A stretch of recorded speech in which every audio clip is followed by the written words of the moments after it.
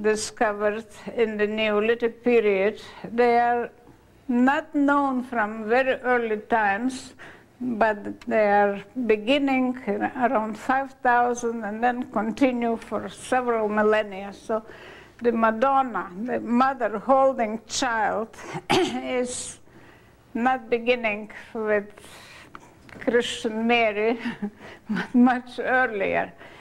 However, the difference is that the life protection belongs more or less to the animal mother. Most of these images have masks which are either birds or bears. So perhaps it comes from the observation that the bear mother was a very good mother, and also the birds take care of their young little birds. So this one is an example of the bird mother holding a little bird. Both are masked.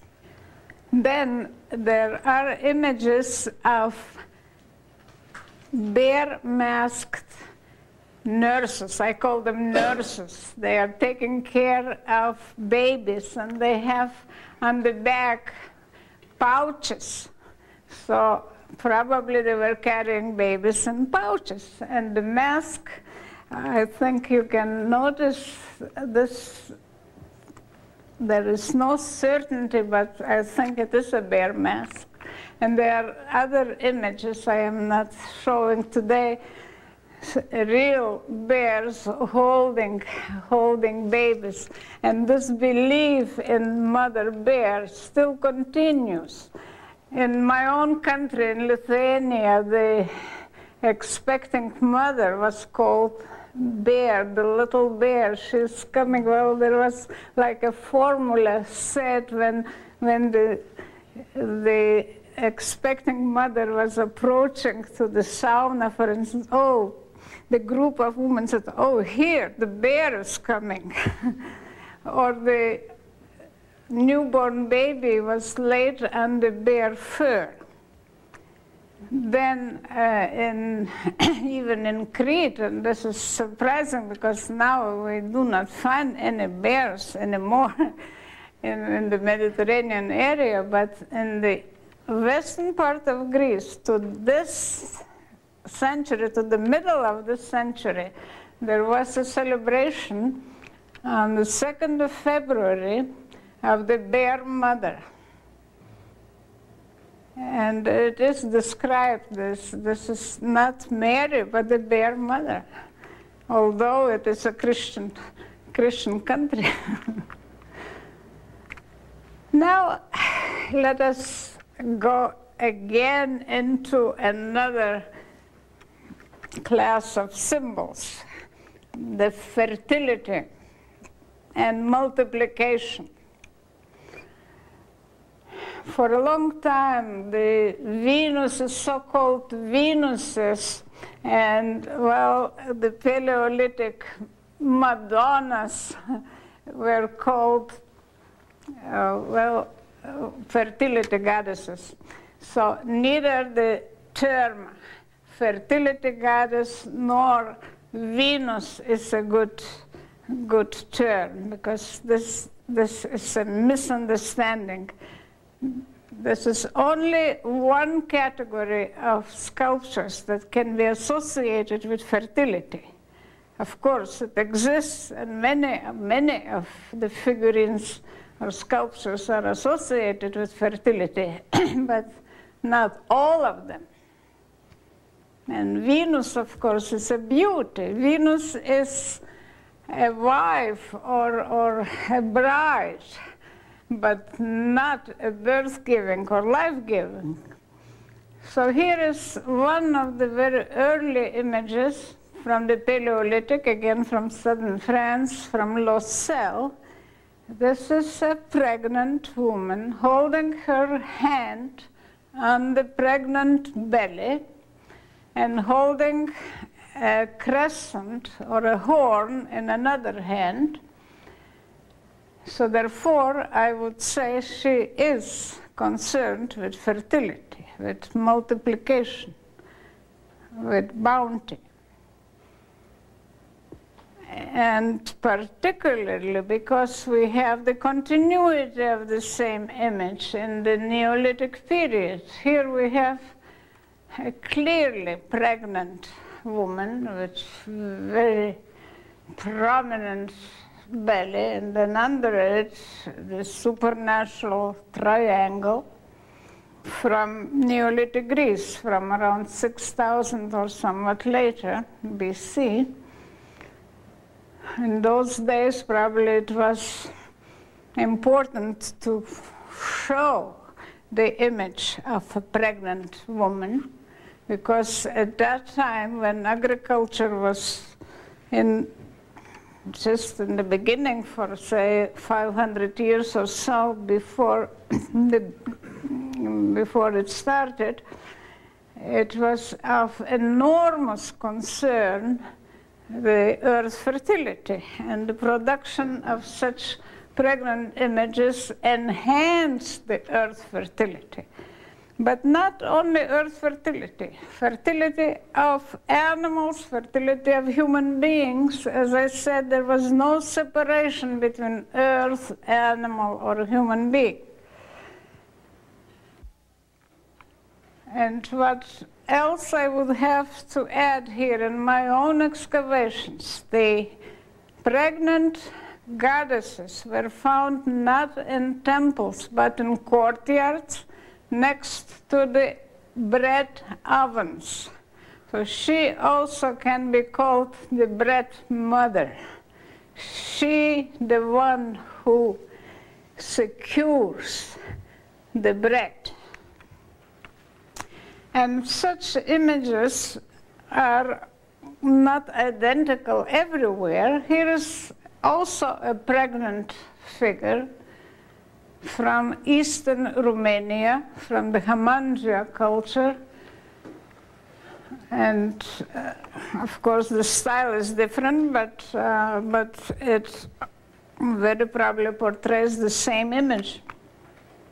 And then if we go into a later period, around 4000 BC, here is an example from Romania again, from northeast Romania, the Cucuteni culture, of an open shrine where the goddess is seated and she is flanked by young figures, probably portraying a ritual, dancers or something like that. And then in front of her there was a hall for libations. And if we know the traditions of European peasants, there were libations for Mother Earth up to the 19th, 20th century.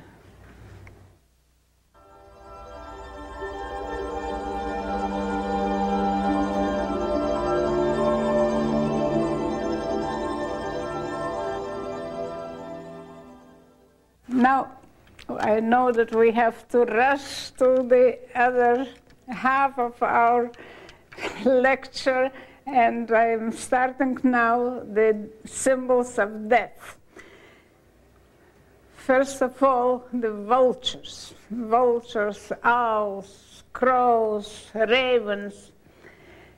One of the best examples comes from the temples of Çatalhöyük from the 7th millennium BC, painted on the walls of shrines. Here are 7 or so vultures attacking bodies. They're already headless, so presumably the heads were removed immediately after death, and then the rest of the body was left for the excarnation, for the birds. And the skulls are found in other shrines placed under the heads of the bull, and we already know that the bull, the head of the bull is the uterus, so this is for the regeneration.